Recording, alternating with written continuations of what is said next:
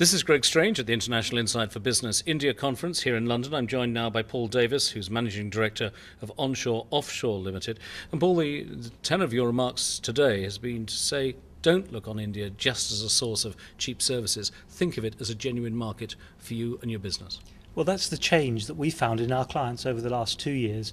Whereas before, clients were coming to us for business process outsourcing offshore, for IT development offshore, what they're looking at now is that major market in India which is developing, and getting into that market and selling into that market and making money there. Now, the market's big, isn't it? The market is huge. There are about 250 million people in that market with disposable incomes, with money left over, unlike most Europeans.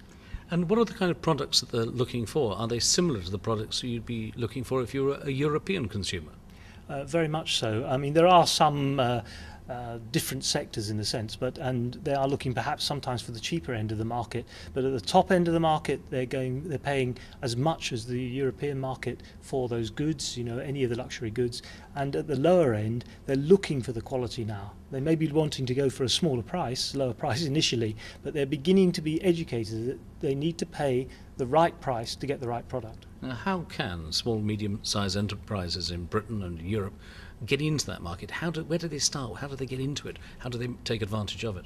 Well, I suppose what I'd normally say is come to us, but of course it is quite a daunting market to get into, the Indian market, and you do need to take advice, and you do need to understand all the difficulties and the cultural differences and the way they use language. I mean, the Indian use of the word yes doesn't mean anything positive. It just means I'm in the same room with you, so you can't take it. And you have to understand those things. There are lots of regulations, there are lots of red tape, the bureaucracy, which we exported into India, and they've perfected, is brilliant at stopping you doing business. But once you overcome that, those barriers to entry, small and medium companies are ideally placed in India, because at the moment it is a country of small and medium businesses, and you can grow very fast in India.